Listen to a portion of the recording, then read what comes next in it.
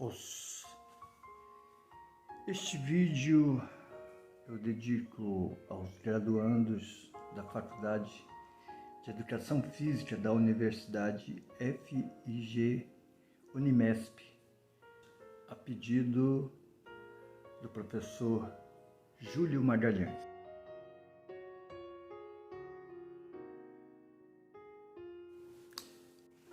Na realidade, eu estou emprestando uma frase de um ensinamento zen budista. Originalmente a frase é: se encontrar o Buda no caminho, destrua-o. Trata-se de uma afirmação carregada de sutileza, que à primeira vista choca quem lê. Se chocou você, provavelmente você pensou: como assim? Destruir aquele que te auxilia no crescimento espiritual. Que ingratidão! Calma, não para de me assistir. O Buda não se trata de um personagem santificado, mas uma referência a um estado de iluminação que todos os seres humanos, em tese, deveriam atingir. Iluminação tem a ver com revelação. Em japonês é o que se denomina Satori. É aquele momento em que, popularmente, a gente chama de estalo, lampejo. Uma situação onde, de repente, do nada, surge uma ideia, uma solução, surge um novo olhar, uma nova perspectiva, mas com uma força de transformar a realidade. E se transforma a realidade da pessoa, ela atinge níveis de liberdade pessoal. E liberdade é justamente o que uma sociedade, de um modo geral, não estimula. Por quê? Por que não estimula a liberdade? Por que a sociedade não estimula a individualidade?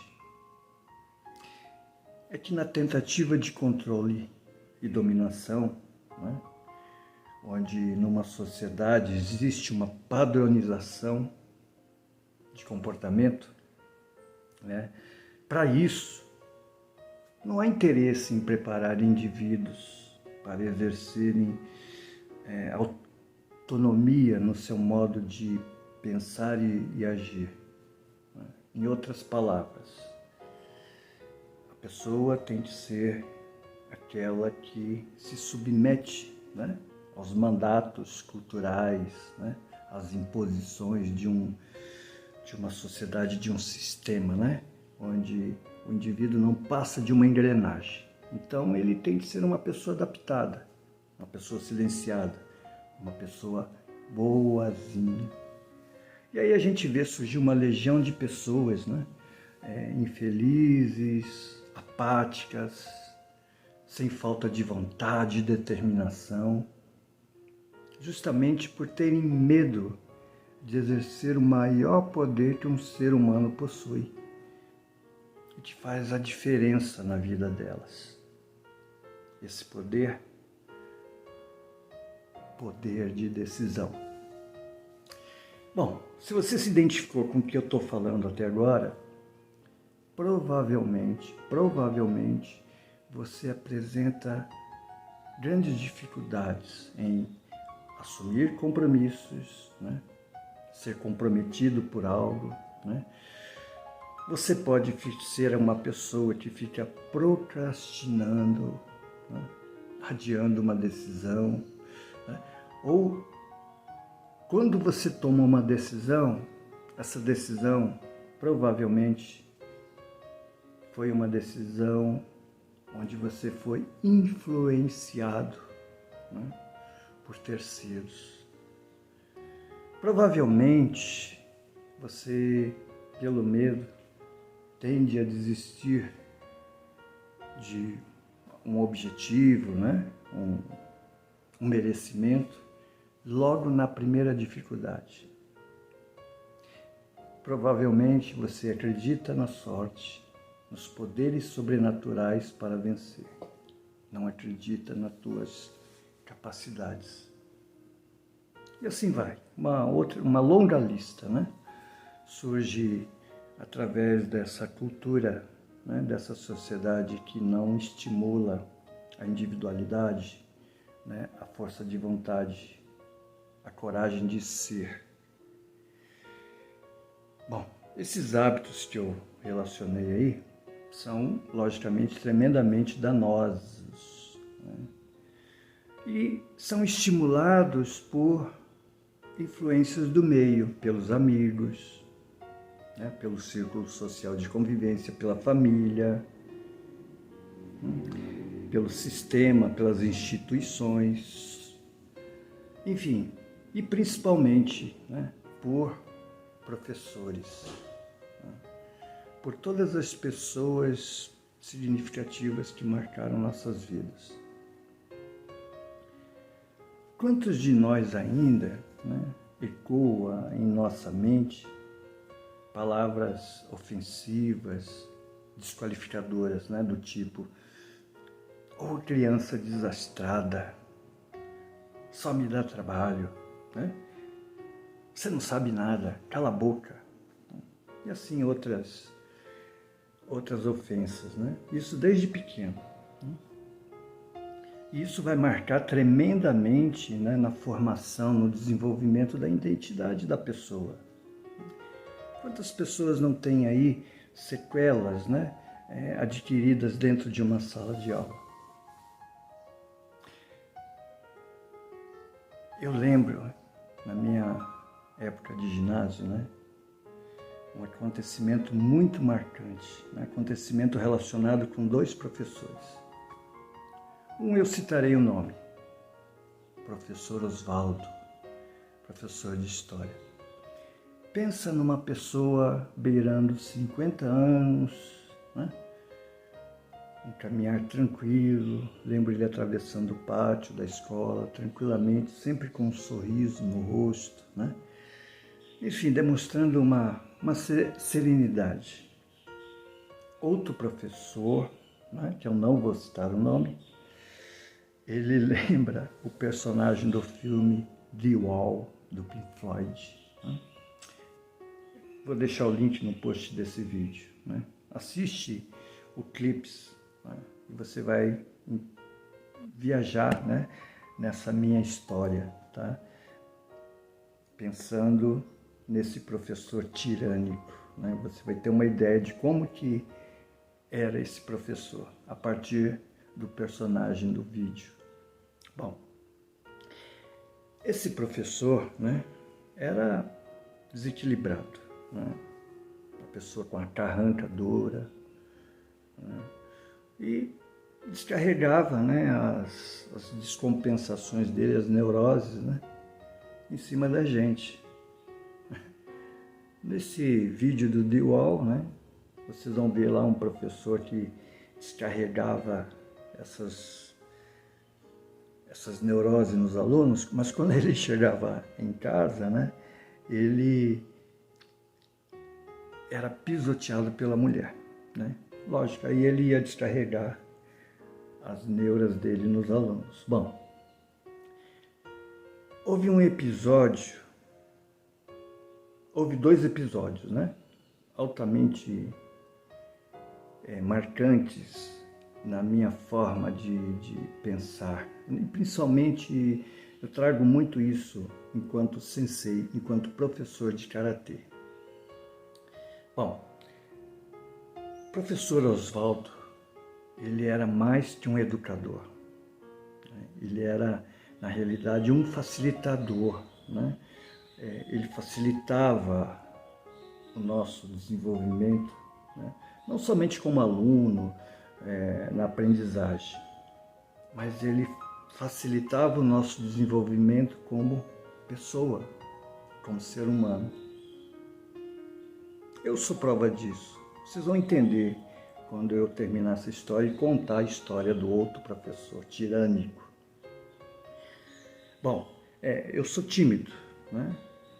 Aparentemente vocês acham, tá brincando. Não, eu sou tímido. Eu tive que trabalhar muito essa timidez, né?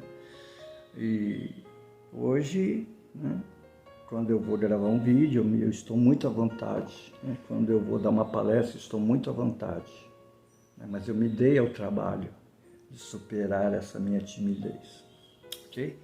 Bom, então, quando eu era criança, eu era uma criança muito tímida, né? Bom, as aulas do professor Oswaldo era assim, era em forma de gincana, né? Ele selecionava 5 alunos, né, para formularem perguntas, né, de um determinado capítulo, mas pergunta tipo charada, sabe aquela pergunta, que é, não sei o que, né? Então, as perguntas eram nesses moldes, charadas, né? Então, aí chegava o dia da aula, né? Aí o professor colocava os 5 alunos que traziam as perguntas, né? E aí ele ficava num canto anotando, né, os alunos que participavam respondendo. E era uma festa, gente, aquela coisa de querer participar, né, de querer acertar, né? Aí no final da aula, o professor Oswaldo, então ele dizia, fulano, parabéns, hoje acertou tantas perguntas, fulano também, e não sei o quê, né? A banca que fez as perguntas estão de parabéns, tal, né? Bom, mas o mais interessante estava por vir, gente. Um dia ele chegou na sala de aula, né? Ele disse que iria divulgar a nota, que iria para a caderneta. Lembra da caderneta, gente? Plastificada, aquela foto, né? Aquela foto em que quem tinha a caderneta colorida, né? Provavelmente, quando recebia a caderneta, recebia com frio na barriga, porque sabia que ia levar para casa, né? E os pais teriam que assinar a caderneta, enfim, uma caderneta colorida era complicadíssimo para nós, né? Bom, aí, então ele anunciou que iria divulgar a nota, né? E aí, sabe o que ele fez? Ele passou a fazer a seguinte pergunta para nós. Fulano, qual nota que você merece ir na sua caderneta? Foi um impacto muito grande, né? Toda a sala ficou quieta, né? Como assim, né? Que nota eu mereço? Eu vou dar nota a mim mesma? Bom, e assim foi. Aí quando chegou a minha vez, né? Ele com aquele jeito sereno dele, ele pergunta, Hélio, que nota você julga merecer, né?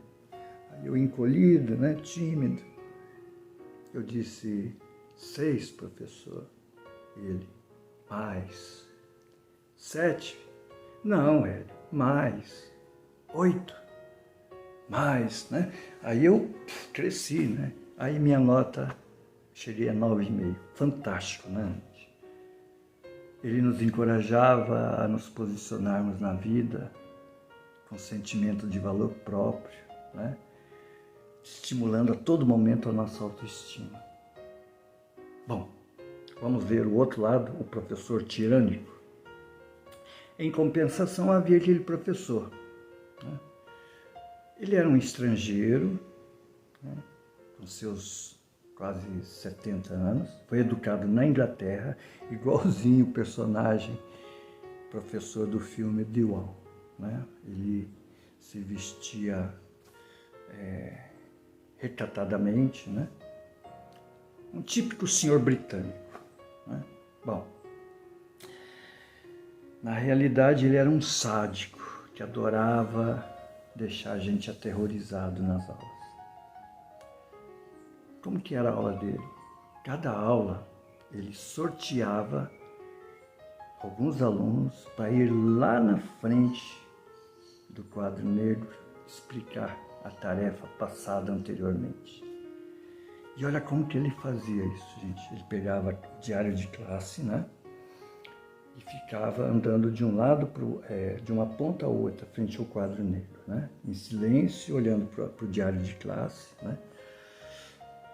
E sorteando ou escolhendo, né, os alunos. Nossa, gente, era um momento de terror. Aquele silêncio, aquela angústia, né? Esperando ser chamado, né? Aí então ele começava, number one. Aí ia lá o condenado lá no quadro, né? Imagina, gente, eu tímido, ter que ir lá na frente e explicar uma lição, né? Aliás, falar em público, gente, é um medo muito comum hoje em dia, né? Falar em público. Bom, e havia a prova oral também, né? E ai de quem não saía bem ali no dia da prova oral, né? Bom, aí um dia eu estava com a minha mãe no mercadão municipal, né? Todos os lugares, eu acredito, deve ter um mercado municipal. Aliás, o mercado municipal daqui de Campo Grande, gente, é muito interessante, né? Vende artesanato, produtos da terra, vários botes vendem deliciosos pastéis, né? Até de jacaré de cativeiro, né? Quem vier a Campo Grande, não deixa de visitar o mercado municipal. Bom, eu estava com a minha mãe nesse mercado municipal, ela foi comprar carne. E aí a gente parou num açougue. E quem eu vejo do lado? O professor de inglês. O professor tirânico. Aí, não sei por que cargas d'água, né? Eu venci a minha timidez e cumprimentei o professor. Oi, professor. Ele me olhou assim do alto, né? E ficou me olhando, sabe? E eu sem graça, né? Aí o senhor não me conhece? Eu estudo lá no Colégio Oswaldo Cruz. Ele simplesmente me olhou, né? E sem dizer nada, virou para o açougueiro e pediu a quantidade de carne, né? Aí depois que o camarada foi embora, até minha mãe, né? Até minha mãe disse assim, nossa, que homem bravo, né? Isso aí que é seu professor? Quer dizer, em outras palavras, está ferrado. Bom, aí, certo dia, eu fui sorteado para ir ao quadro negro explicar a lição de casa. E aí, adivinha o que aconteceu? Ou melhor, adivinha o que não aconteceu? Aconteceu de eu não ter feito a tarefa. A gente lembra até hoje, quando eu fui chamado, eu me levantei da carteira e fui caminhando em direção àquele homem, né? Foi o caminhar mais longo da minha vida. E eu queria que surgisse um buraco ali na frente para eu me atirar no buraco. E ele percebeu, lógico, que eu não tinha feito a tarefa. Então, antes de eu chegar ali na frente até a mesa dele, ele se levantou e começou a caminhar de um lado para o outro, de frente ao quadro negro, né? E de braços cruzados, né? Andava para lá e para cá. Aí ele parou e disse assim, o colega de vocês me encontrou esses dias e me perguntou se eu o conhecia. Agora eu estou conhecendo. Nossa, que situação humilhante, gente. Esse era o seu prazer, aterrorizar e humilhar as crianças. Indefesas, né? Na mão desse professor perverso. provavelmente um psicopata. Mas não fosse o professor Oswaldo, né? Talvez aquela situação apavorante, humilhante dentro da sala de aula tivesse me deixado feridas profundas. Bom, e aí os anos passaram, né? Um outro professor praticamente, radicalmente mudou o caminho, meu caminho, né, na vida. Esse professor foi o sensei de karatê, Juichi Sagara, um dos pioneiros, né, do karatê aqui no Brasil. Um homem dotado de grande sabedoria, um grande coração. Provavelmente sem ele eu não estaria falando agora com vocês. Por quê? Porque através de suas atitudes, né, ele me influenciou decisivamente a me tornar também professor, sensei de karatê. Mas falarei dele numa outra oportunidade. Infelizmente, no karatê, na instituição educacional, nas escolas, existem indivíduos que aproveitam da sua posição para satisfazer as suas vontades de poder, de manipulação, né? Agindo egocentricamente, né? Tornando seus alunos seguidores subservientes. No karatê, muitos exigem ser chamados de Shihan, mestre. Alguns fazem jus, mas muitos não. Na verdade, essas pessoas, elas têm a necessidade de afirmação do ego patológico, né? Que é carente de poder, né? E assim essas pessoas querem, na verdade, comandar uma legião de seguidores cegos, submissos. Como disse antes, né? A sociedade, as suas instituições sociais, culturais, religiosas, políticas, econômicas, elas têm o interesse de estimular essa postura servil das pessoas. Portanto, gente, a busca pela nossa plenitude, né? De assumirmos a nossa individualidade, né? Quem eu sou, ela é subversiva, né? Por quê?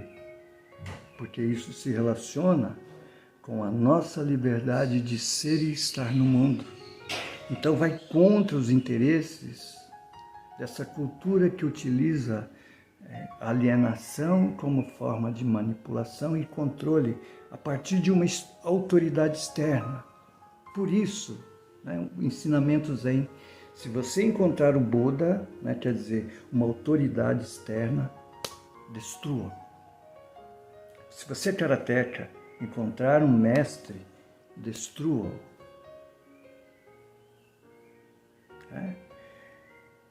Se é um indivíduo que busca manipular, controlar os alunos e se diz mestre, gente, não é um mestre. É apenas um indivíduo egocêntrico.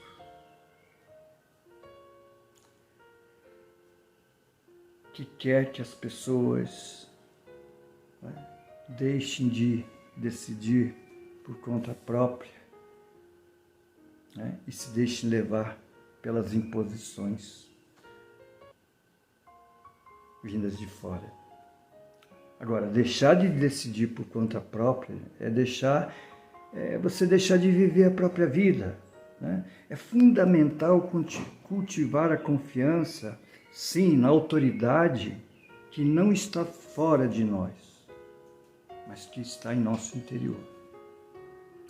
É fundamental destruir todas as crenças que reforçam a necessidade, né, de abrirmos mão da liberdade de escolher com autonomia, para que realmente cada um de nós possa alcançar níveis de satisfação na vida, né? Alcançar níveis de satisfação maiores, de alegria, felicidade, ao invés de levar uma vida marcada pela insatisfação e sofrimento. Você não é o conjunto de vozes ditas lá atrás, né? No passado longínquo, quando você era criança, que ressoa em sua mente até hoje, né? Em forma de condenação, crítica, julgamento e humilhação, como eu passei naquela sala de aula, né? E todas essas situações, gente, reduz a autoestima. Ela torna a pessoa insegura. Então é um momento de desaprender todo o aprendizado que alimenta a sua mente de negatividades e pensamentos limitadores. E para isso, eu quero proporcionar um momento de meditação a vocês. Eu quero que você se sinta bem confortável.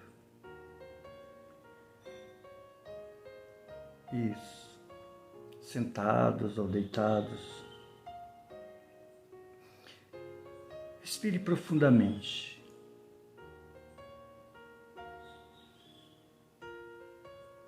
Isso. Leve a tua consciência até os pés.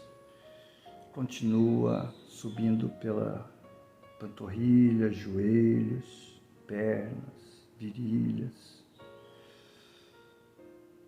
pelvis. Respira fundo e sinta todas essas partes. Continua. Leva a tua consciência até toda a extensão das suas costas, até os ombros. Respira fundo. Até o teu abdômen, peitoral.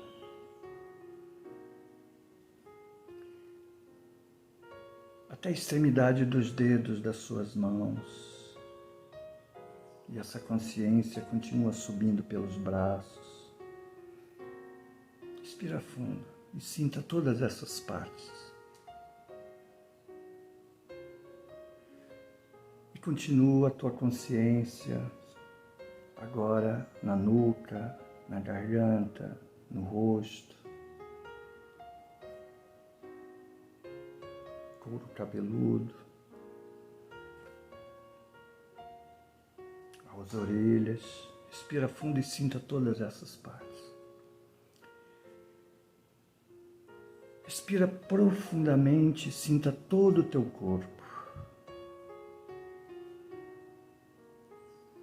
Eu quero que você me acompanhe agora nessa meditação para trazer a você uma possibilidade de reforço às suas convicções em relação à pessoa que você é, capaz de conquistar aquilo que realmente acredita merecer, capaz de ampliar a sua existência enfrentando o que tem de ser enfrentado.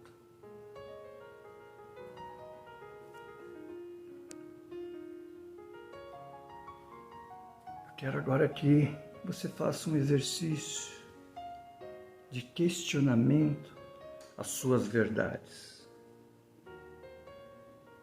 pois muitas verdades,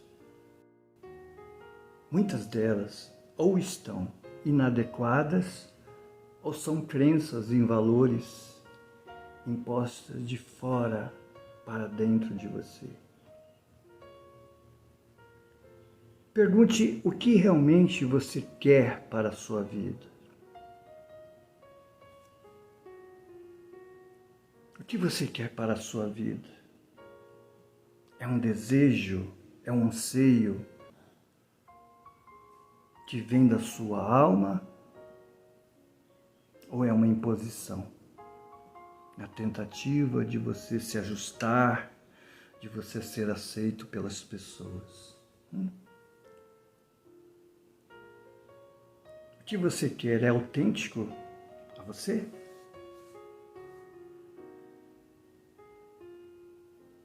Agora perceba o que você define quando você fala, estou com falta de vontade.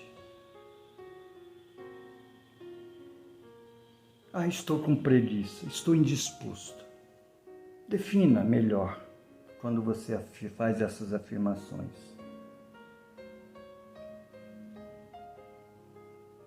Existe um medo por trás dessas afirmações? Essas afirmações te faz você recuar, abrir mão do que merece? Agora, pergunte-se, como seria sua vida se realmente você se propusesse a enfrentar o que você tem evitado enfrentar? Como seria se você enfrentasse o que você tem evitado enfrentar? Veja os inúmeros benefícios que você estaria desfrutando agora, caso você realmente se comprometesse a tomar uma decisão com todo o medo que sentir. O que você estaria desfrutando se assim fosse? Não apenas você, mas o que as pessoas que fazem parte da sua vida, que são importantes em sua vida, estariam desfrutando junto com você.